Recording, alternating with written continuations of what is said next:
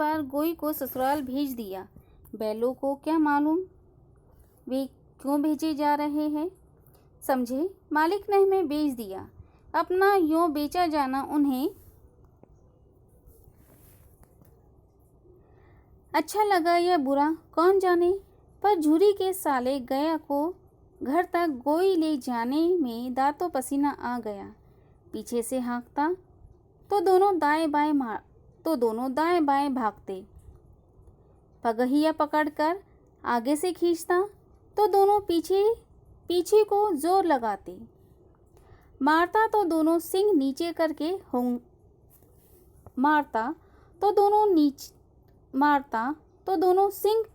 करके हुंकारते।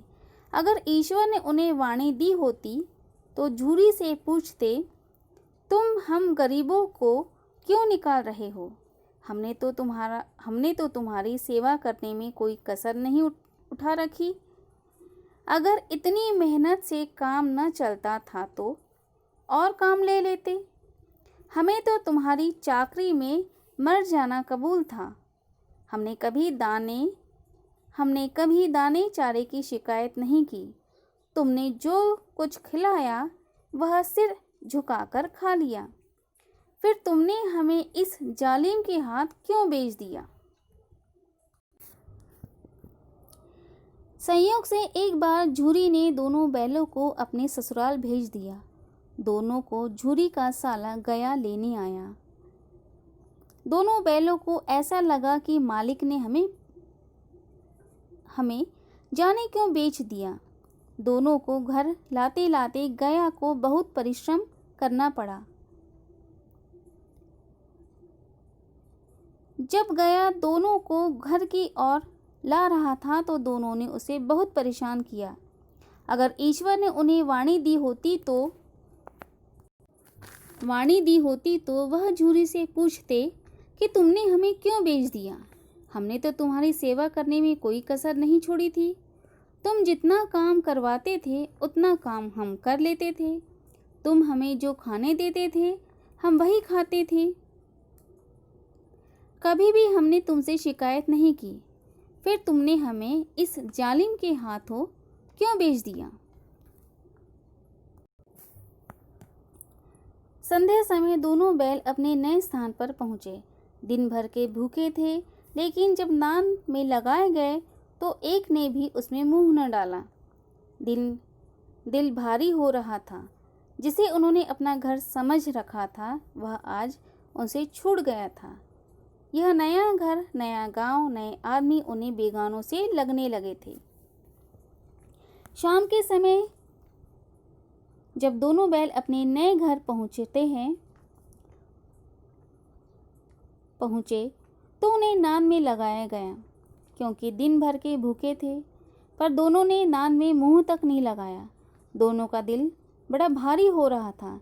जिसे उन्होंने अपना घर समझा था वह उनसे छूट चुका था। नया घर, नया गांव, नए आदमी उन्हें अब बेगानों से लग रहे थे। दोनों ने अपनी मुख भाषा में सलाह की, एक दूसरे को कनखियों से देखा और लेट गए। जब गांव में सोता पड़ गया तो दोनों ने जोर मारकर पगहे तुड़ा डाले और घर की तरफ चले। पगहे बहुत मजबूत थे।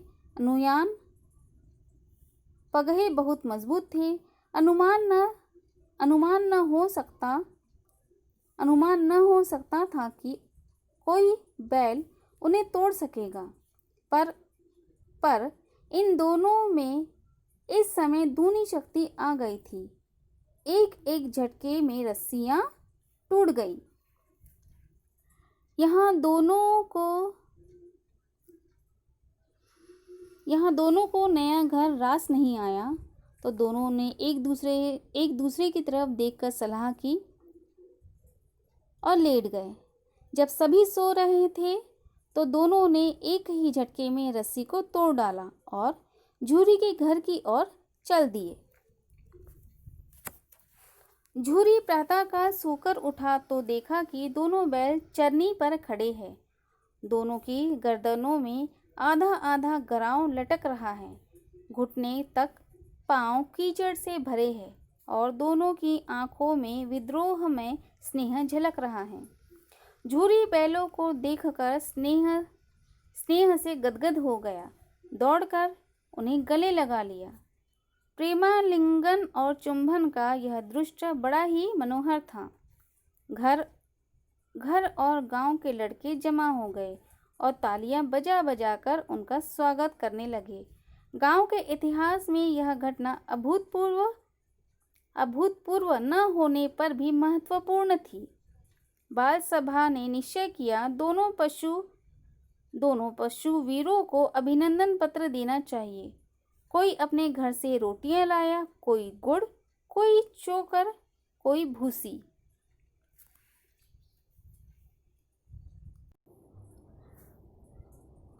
दोनों ने अपनी रस्सियां तोड़ के झूरी के घर की तरफ दोनों बैल निकल पड़े। झूरी प्रातःकाल सोकर उठा तो उसने दोनों बैलों को अपने घर पाया।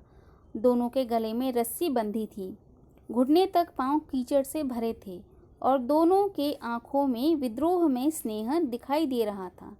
झूरी ने दोनों बैलों को देखा तो उसने प्रसन्न होकर दोनों को गले लगा लिया। यह दृश्य बड़ा ही मनमोहक था। यह दृश्य देखकर गांव के लड़के जमा होकर तालियां बजाने लगे। गांव में यह घटना महत्वपूर्ण थी। सभी बच्चों ने निश्चय किया कि दोनों को शाबाशी देनी चाहिए। कोई अपने घर से गुड़ ले आया तो कोई भूसा।